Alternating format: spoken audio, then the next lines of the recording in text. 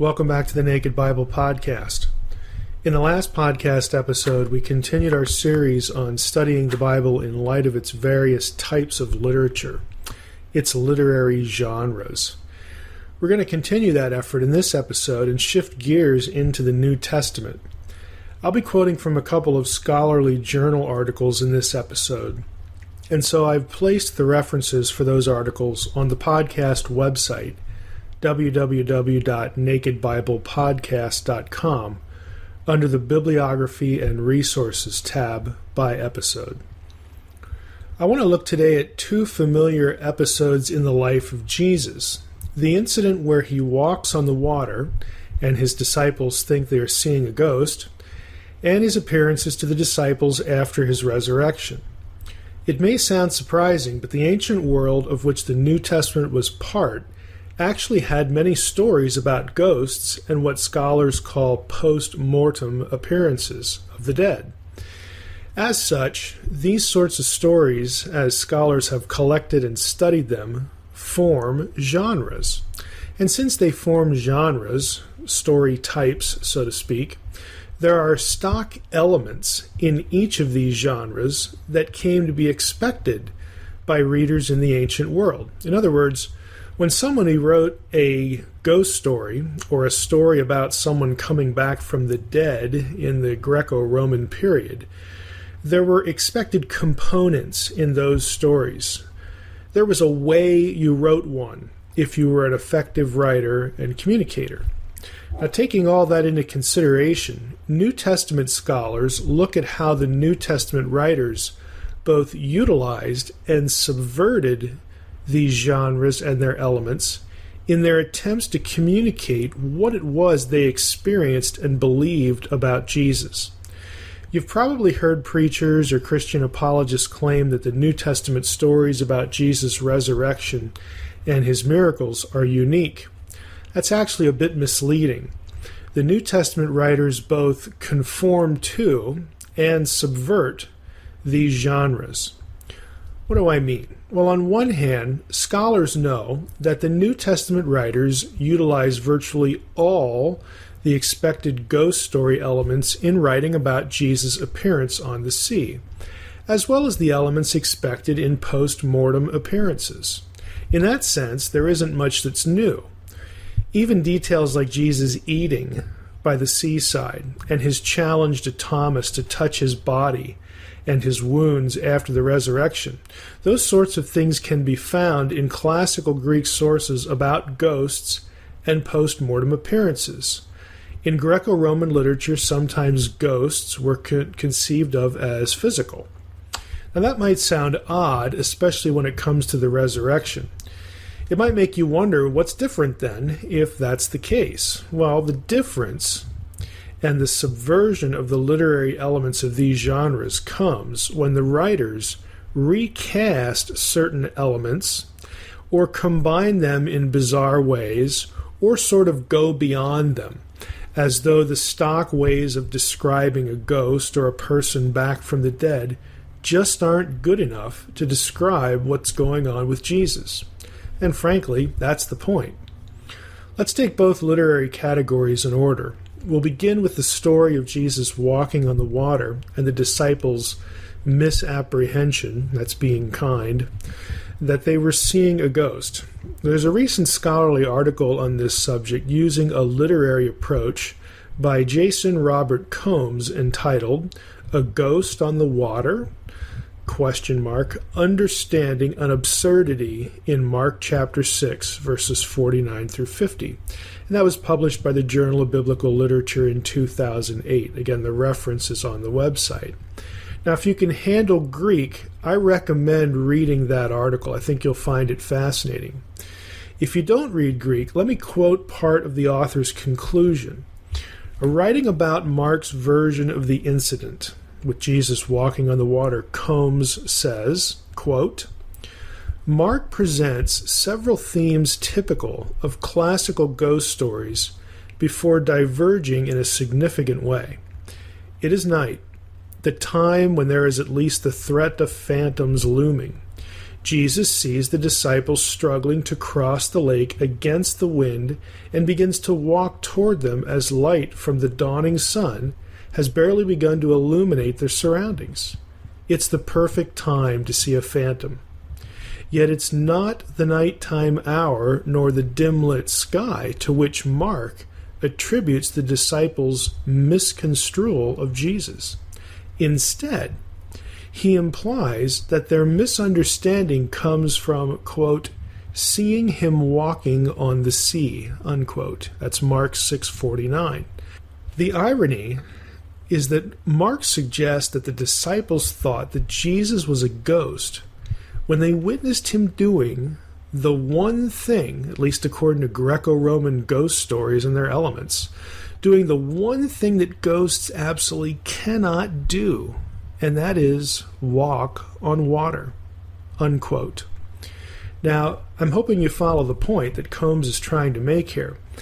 He's saying that the writer, Mark, knows, again, he's tuned in to the material, the Greco-Roman material, the way that you'd write one of these ghost stories and what you'd have ghosts doing.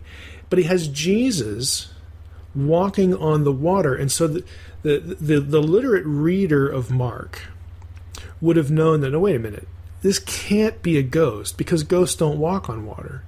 That's just not what ghosts do in ghost stories. But again, the disciples come out sort of clueless. Let me continue with what Combs says. Quote again, the Jewish and Greco-Roman audience familiar with the sort of ghost stories recounted above in this article would have been particularly dumbfounded by the disciples' misunderstanding. If, in addition to that, one considers the research of Professor Yarbrough Collins, who's a New Testament scholar, then the disciples' misunderstanding becomes even more shocking. Professor Collins, as noted previously, reviews a wealth of Greco-Roman sources that describe divine men and gods walking on water.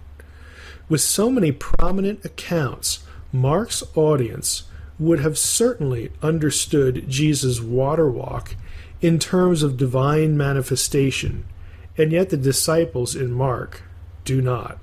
Unquote. Now again, here's the point Combs is trying to make.